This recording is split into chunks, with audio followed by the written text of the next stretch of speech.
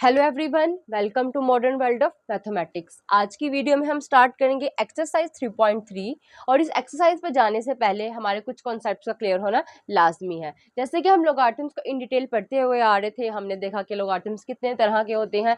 अब बात आती है कि लोगारिथम्स के क्या लॉज हैं।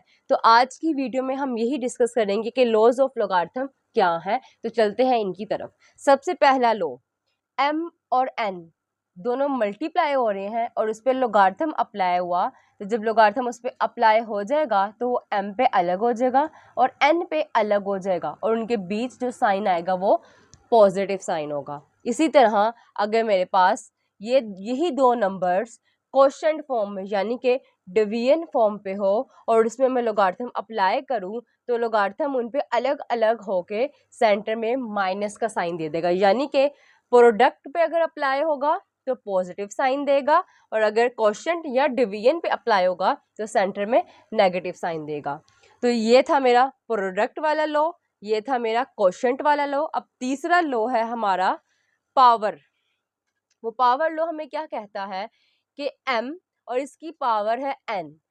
जब इस पे लॉग अप्लाई हुआ यानी कि लोगारिथम अप्लाई हुआ तो लोगारिथम की प्रॉपर्टी है या फिर जिसे आप लॉ भी कहते हैं कि ये जो पावर होगी ये लोगारिथम से पहले आ जाएगी। देख सकते हैं आप यहाँ पे m की जो पावर थी वो लोगारिथम से पहले आ गई। जैसे ही इस पे लोगारिथम अप्लाई हुआ पावर पहले आ जाएगी और वो जो बेस थी वो लोगारिथम के अंदर ही रहेगी। ये था हमारा तीसरा लॉ। चौथा लॉ हमें क्या कहता है, जिसे हम कहते हैं रूट लॉ। ये लॉ क्या है कि इस पे मेरे पास लोगारिथम अप्लाई हो रहा है तो लोगारिथम की जो बेस है उसकी जगह मैं कोई न्यू बेस ऐड कर दूंगी, एक ऐसी बेस जो यहाँ पे एज अ बेस वर्क कर रही है बट यहाँ पे एक नंबर के तौर पे काम कर रही है, और दूसरी तरफ जो यहाँ पे होगा वो एज इट इज आ जाएगा यहाँ पे और ये एक बेस एज इट इज आएगी। यानी कि आप देख सकते हैं अगर क्रॉस मल्टीप्लिकेशन तो ये कैंसिल और ये वापस इसके साथ एडजस्ट हो जाएगा। तो जी ये है हमारे पास लॉज ऑफ लोगारिथम। इन्हें अच्छे से समझने के लिए हम स्टार्ट करते हैं exercise. Exercise 3.3 question number 1, write the following into sum और डिफरेंस। उसने हमारे पास ये फॉर्म्स हमें दी गई हैं और उसने कहा है इन्हें कन्वर्ट करो सम और डिफरेंस की फॉर्म में। तो मैं सबसे पहले क्वेश्चन राइट कर लेती हूँ।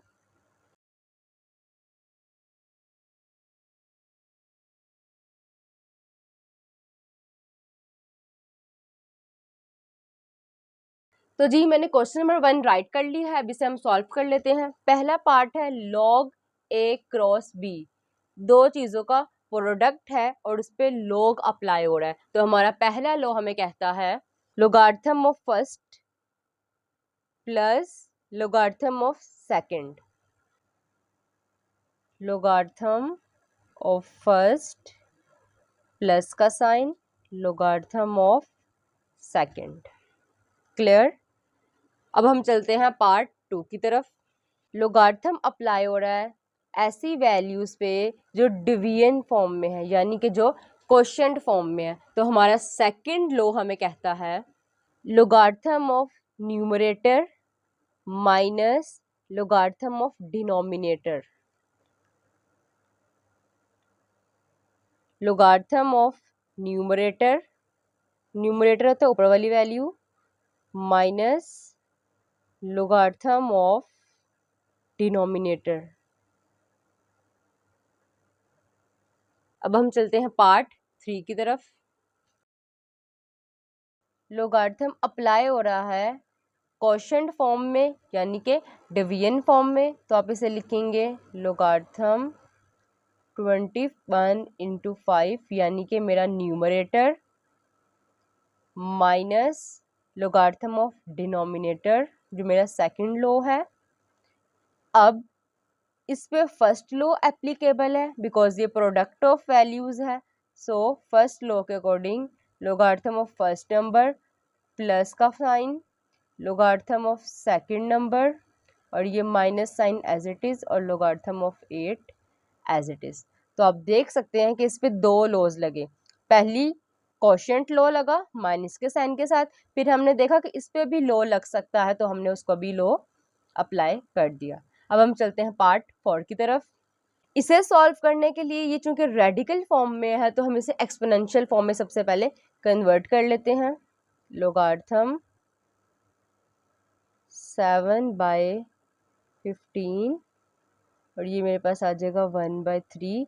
अब आपको मैंने थर्ड लॉ पढ़ाया था, लोगार्थम अगर मेरे पास किसी ऐसी वैल्यू पे अप्लाई हो जिसकी सम पावर हो तो लोगार्थम अप्लाई होने के बाद पावर को पहले लिख देता है। पावर पहले आ जाएगी, लोगार्थम और ये बेस एज इट इज,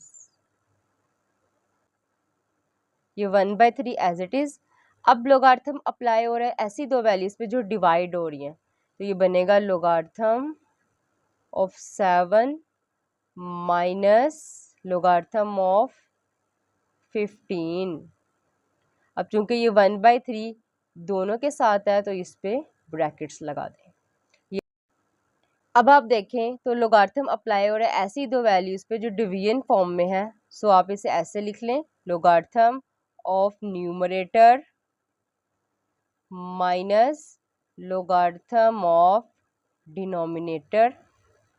अब आप देखें तो ये मजीद सिंप्लीफाई होगा क्योंकि ये पावर्स फॉर्म में आ रहा है, सो इक्वल का साइन लगा दें। अब ये पावर लोगार्थम अप्लाई होगा तो पहले आ जाएगी, यानी कि 1/3 लोगार्थम बेस क्या है 22, वो एज इट इज रहेगी, माइनस का साइन एज इट इज। अब आप देखें तो लोगार्थम अप्लाई हो रहा है ऐसी वैल्यू पे जिसकी सम पावर है, सो पावर पहले लोगार्थम और बेस एज इट इज। अब हम चलते हैं लास्ट पार्ट की तरफ। अगेन लोगार्थम अप्लाई हो रहा है ऐसी वैल्यू पे जो कोशेंट फॉर्म में है, यानी कि डिवीजन फॉर्म में, तो लोगार्थम ऑफ न्यूमरेटर ऊपर वाली वैल्यू, कोशेंट फॉर्म से कन्वर्जन कर रहे हैं तो माइनस का साइन, लोगार्थम नीचे वाली वैल्यू का यानी कि डिनोमिनेटर का। अब आप देखें तो इस पे अगेन फर्स्ट लॉ अप्लाई हो रहा है, क्यों? क्योंकि दो वैल्यूज प्रोडक्ट फॉर्म में है, तो लोगार्थम ऑफ पहली वैल्यू यानी कि फर्स्ट वैल्यू प्लस का साइन आएगा, लोगार्थम ऑफ सेकंड वैल्यू और ये माइनस का sign as it is, logarithm of 29 as it is. आप लोगार्थम भी बोल सकते हैं, लॉग भी बोल सकते हैं। तो ये था मेरा पार्ट नंबर 6। तो जी यहीं पे कंप्लीट होता है हमारा क्वेश्चन नंबर 1। अब हम चलते हैं क्वेश्चन नंबर 2 की तरफ।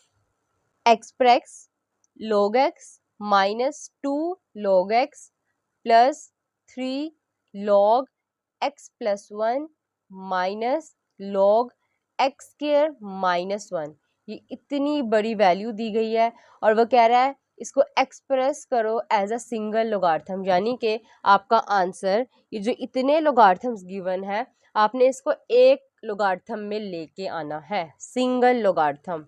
सो मैं क्वेश्चन राइट कर लेती हूँ।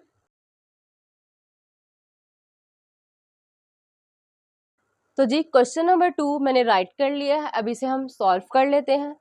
आपको थोड़े लॉज ऑफ लोगार्थम को रिवाइज करवाती जाऊं तो जब हम क्वोशिएंट फॉर्म में लोगार्थम अप्लाई करते हैं तो सेंटर में नेगेटिव साइन आता है, जब हम प्रोडक्ट फॉर्म में अप्लाई करते हैं में प्लस का साइन आता है और जब हम पावर लगाते हैं तो पावर पहले आती है। ये तीन इंपॉर्टेंट हैं जो अभी काम आएंगे।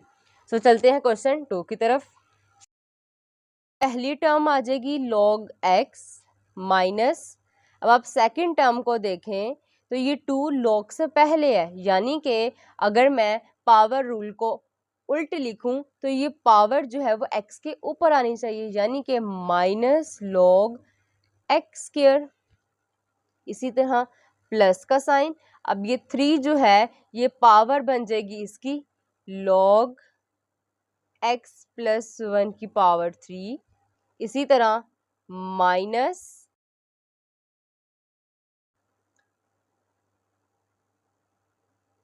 log x square minus 1। अब मजीद सिंप्लीफाई कर लेते हैं। इस लोगार्थम और इस लोगार्थम के सेंटर में है नेगेटिव साइन, यानी कि लोग एक बार लिखें x, अब नेगेटिव साइन है तो ये डिवीजन में चला जाएगा और ये आ जाएगी x स्क्वायर। फिर प्लस का साइन, फिर प्लस का साइन एज इट इज रहने दें। अब आप देखें तो इन दोनों के बीच भी कौन सा साइन है, नेगेटिव का साइन। सो आप लिख लें लॉग x प्लस 1 की पावर है 3 divided by x square minus 1। क्योंकि इन दोनों के बीच में नेगेटिव साइन था तो ये क्वोशंट फॉर्म में चले गए, इन दोनों के बीच में नेगेटिव साइन था तो ये क्वोशंट फॉर्म में चलेगी। अब इन्हें मजीद सिंप्लीफाई कर लेते हैं। लॉग ये x मेरे पास नीचे वाले x की एक पावर से कैंसिल, यानी कि बन जाएगा 1 by x plus log x plus 1 की पावर है 3 डिवाइडेड बाय, अब अगर आपको याद हो तो क्या मैं 1 के ऊपर भी स्क्वायर लगा सकती हूँ, क्योंकि 1 की पावर कुछ भी आ जाए आंसर 1 नहीं होता। अब ये मैंने क्यों लगाया है वो देख लें। ए स्क्वायर माइनस बी स्क्वायर का मुझे फॉर्मूला लगाना था, तो ए स्क्वायर माइनस बी स्क्वायर बन गया, 1 की पावर कुछ भी लगा दें आप, कोई इशू नहीं होता। तो ये बनता है a plus b into a minus b. अगर आपको ये फॉर्मूला याद हो, हमने 2 चैप्टर में इसको बहुत ज़्यादा यूज़ किया, तो मैं यहाँ पे पुट कर देती हूँ। a मेरे पास x था, प्लस का साइन b 1 है, इसी तरह यहाँ पे x माइनस 1 यानी कि a माइनस बी, इसको आप कर लें ब्लॉक में। मजीद सिंप्लीफाई कर लेते हैं। लॉग 1 बाय एक्स प्लस का साइन एज इट इज। अब आप देखें x प्लस 1 यहाँ भी है, x प्लस 1 यहाँ भी है, यहाँ पे है सिंगल पावर का तो ये कट कर जाएगा इसकी एक पावर के साथ, यानी कि लॉग, अब एक पावर कैंसिल हुई है तो 2 पावर्स बच गई, यहाँ पे आ जाएगा square divided bye x minus 1। अब मजीद सिंप्लीफाई करेंगे, ये भी लोगार्थम है, ये भी लोगार्थम है, यानी कि ये भी लॉग है और ये भी लॉग है, इनके बीच पॉजिटिव साइन है, यानी कि ये मेरे पास प्रोडक्ट फॉर्म में क्लोज होंगे। लॉग एक बार लिखा, प्लस का साइन तब आता है अगर प्रोडक्ट फॉर्म में हो ये दो वैल्यूज, तो मैं लिख सकती हूँ 1 by x into x plus 1 का square divided by x minus 1। मजीद सिंप्लीफाई कर लेते हैं। लॉग 1 के साथ मल्टीप्लाई हुआ तो x प्लस 1 का स्क्वायर एज इट इज आ जाएगा, ये दोनों जब मल्टीप्लाई होंगे तो लिखेंगे x इंटू एक्स माइनस 1। तो ये थी मेरे पास सिंगल लोगार्थम फॉर्म उस क्वेश्चन की जो मुझे यहाँ पे इतना लेंथी गिवन है। अब आप देखें यहाँ पे 1 2 3 4 लोगार्थम्स थे जिसको मैंने कन्वर्ट कर लिया सिंगल लोगार्थम में। थोड़ा सा रिवाइज करवाती जाऊँ कि मैंने क्या किया है।